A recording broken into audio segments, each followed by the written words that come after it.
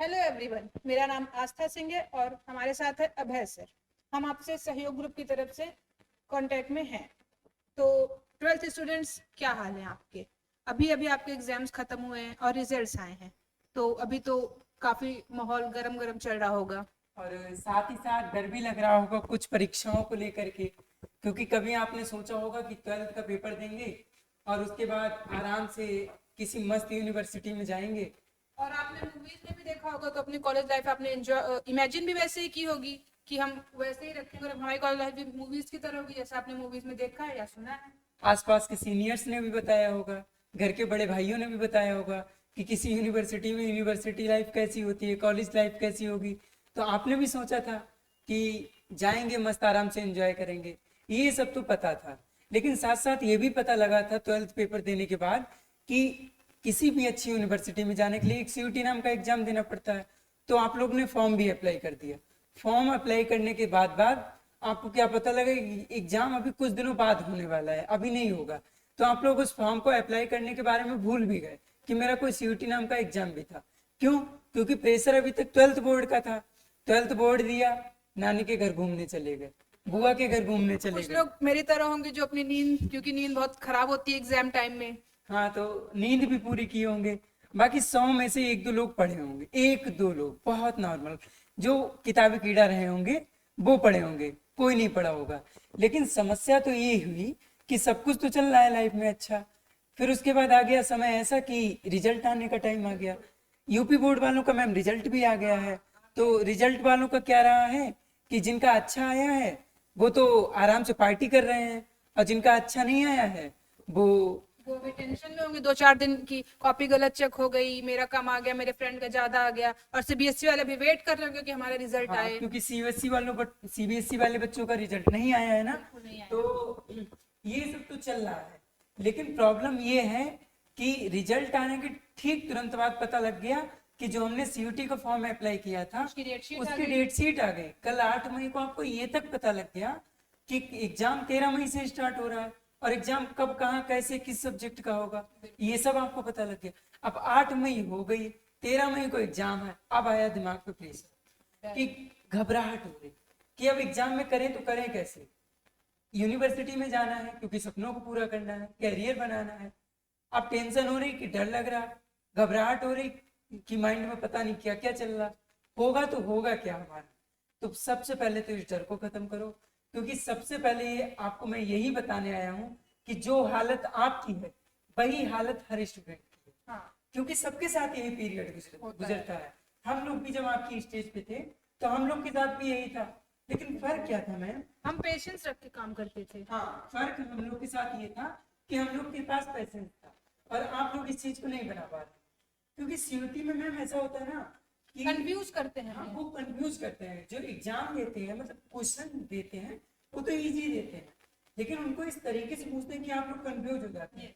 अब आप यही बात मुझे बताइए कि अगर आप घबराहट में रहेंगे तो एक तो इन दिनों तैयारी नहीं कर पाएंगे, क्योंकि लास्ट टाइम सबसे बेस्ट टाइम होता है। हाँ, आपका माइंड बहुत ज्यादा वर्क करता है आखिरी आखिरी टाइम में भी। अपने 12th में भी ये चीज तो नोटिस की ही होगी कि आपका माइंड लास्ट लास्ट में ज्यादा अच्छे से वर्क करता है। और पढ़ा कोई नहीं है, लास्ट टाइम में आप घबरा रहे हैं, सीयूटी आपको कंफ्यूज कर रहा है, तो एग्जाम तो बेकार जाएगा ही ना। तो ये सब नहीं करना।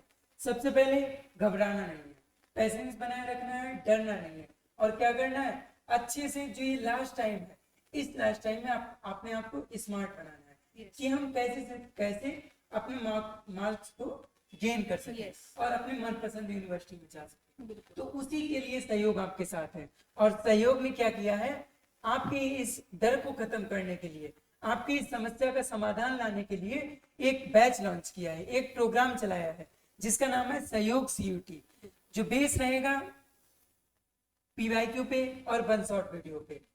क्योंकि हम लोग चाहते हैं आपका सिलेबस जल्दी से जल्दी कवर। बिल्कुल, और हम आपको स्मार्ट वर्क करना सिखाएंगे, क्योंकि अब टाइम कम है तो हार्ड वर्क करना इतना आसान नहीं होगा, तो हम आपको स्मार्ट वर्क करना सिखाएंगे। क्या मैम बता सकती हैं आपकी स्मार्ट वर्क कैसे करेंगी आप? जी, जैसे अगर सीयूटी का आपने एलिजिबिलिटी क्राइटेरिया चेक किया होगा तो आपको पता होगा कि जीटी और लैंग्वेज हर यूनिवर्सिटी में कंपलसरी है, चाहे वो डीयू हो, जेएनयू हो, बीएचयू हो, एयू हो, कुछ भी हो, आपको जीटी और लैंग्वेज बहुत कंपलसरी है। तो हम पहले इन्हीं 2 सब्जेक्ट पे फोकस करेंगे, उसके बाद डोमेन कवर करेंगे। बिल्कुल, उसके बाद डोमेन कवर करेंगे, क्योंकि अगर हमारा ये दोनों अच्छा से कंप्लीट रहा तो हमें 450 मार्क्स तो ऐसे ही मिल जाएंगे। और सीयूईटी जो है वो कभी ऐसे तो नहीं बोलता कि आपको पर्टिकुलर सब्जेक्ट में भी, उसको तो ओवरऑल मार्क्स देखना है। क्योंकि और सोच क्या रहे हैं आप लोग ये सोच रहे हैं कि मैंने 5 सब्जेक्ट भरे हैं जिसमें 3 डोमेन है, तो 3 डोमेन ज्यादा है तो क्यों ना हम डोमेन पे फोकस करें। लेकिन सच बताएं तो ऐसा है कि जीएटी और लैंग्वेज हर यूनिवर्सिटी के लिए कंपलसरी है। बाकी किसी यूनिवर्सिटी में 1 डोमेन लग रहा है, किसी में 2 लग रहा है, तो क्यों ना हम जीएटी और लैंग्वेज को कवर कर लें। सबसे पहले हम 450 मार्क्स को अपना कंफर्म कर लेना। हाँ। तो जो सहयोग सीयूटी बैच होगा वो सबसे पहले आपके लिए जीएटी और लैंग्वेज को करेगा, और ये बैच बाइलिंगुअल रहेगा, मतलब हिंदी मीडियम वालों के लिए और साथ साथ इंग्लिश मीडियम वालों के लिए, और फ्री ऑफ कॉस्ट रहेगा, कोई इसका चार्ज आपसे नहीं लिया जाएगा। और इस बैच में सबसे पहले जीएटी और लैंग्वेज, उसके बाद डोमेन, और रहेगा क्या क्या इस बैच में आपको वन शॉट रहेगा। वन शॉट में भी जो टॉपिक्स इंपॉर्टेंट उसको ब्रीफली कवर किया जाएगा। ऐसा नहीं है कि पूरे सिलेबस को वन शॉट पे ही उड़ाया जाएगा, ऐसा बिल्कुल नहीं होगा। सिलेबस को हम पार्ट वाइज डिवाइड कर लेंगे, जैसे अगर ये कुछ टॉपिक्स हैं जो एक अंदर आते हैं तो हम उसको एक वीडियो में कवर करेंगे। हाँ, जैसे इंग्लिश हो गया, उसका part of speech, figure of speech, ये सब एक में, वोकैब की अलग बना लेंगे, लॉजिकल रीजनिंग और कॉम्प्रिहेंशन की अलग बना लेंगे, तो ऐसे करके हाँ, इस तरीके से हम लोग स्मार्ट वर्क करेंगे। जो टॉपिक्स इंपॉर्टेंट है उसको ब्रीफली पढ़ेंगे। साथ ही साथ जो एनटीए हमारा सैंपल पेपर देता है, एग्जाम वहां से बहुत कनेक्टेड रहता है, क्वेश्चन पेपर वहां से कनेक्टेड रहता है, तो हमारी पूरी टीम उनको अच्छे से एनालाइज करके आप लोग के लिए वीडियो ला रही है। साथ ही साथ और ये इम्पोर्टेंट उनके लिए भी रहेगा जो पढ़ाई कर चुके हैं, रिवीजन पर्पज से इम्पोर्टेंट रहेगा, वो जल्दी जल्दी अपने आप को रिकैप या रिवाइज कर सकते हैं। क्योंकि ये चीज बहुत ज्यादा डरने वाली नहीं है, क्योंकि कोई भी पढ़ाई नहीं किए रहता, सब तुम्हारे जैसे हैं, सब आप लोग के जैसे हैं, किसी का वेस्ट नहीं होता है। बस फर्क इतना होता है कि कौन कितने अच्छे से उसको टैकल करता है, बस यही फर्क है। तो आप लोग अच्छे से हम लोग के साथ जुड़िए। हम लोग बिल्कुल, हाँ, सबसे पहले तो आपको सहयोग सीयूटी बैच से जुड़ना है, तो बिल्कुल डरना नहीं है, घबराहट नहीं पैदा करनी है, क्योंकि घबराहट एक ऐसी चीज है जो आपकी सशक्त तैयारी में बाधा बनने का काम कर सकता है। और आपने सुना भी होगा कि आप पॉजिटिव सोचेंगे तो आपके साथ पॉजिटिव होगा, तो ऑलवेज थिंक पॉजिटिव, पॉजिटिव सोचिए, मेहनत करिए लेकिन पॉजिटिव सोचिए।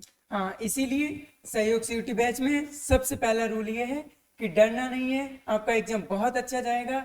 हम लोग आप लोग के लिए सहयोग सीयूटी बैच में सब कुछ लेके आएंगे, और सब्जेक्ट के साथ, मतलब डोमेन के साथ, जीएटी, लैंग्वेज, सबको कवर किया जाएगा, अच्छे से कवर किया जाएगा। पेपर को कैसे करना है हम लोग वहां से निकल के आए हैं, तो हम लोग को ये बात भी अच्छे से पता है। बाकी हम लोग के साथ जुड़िए, बहुत ही जल्दी आपके साथ वीडियो शेयर होंगी। Thank you.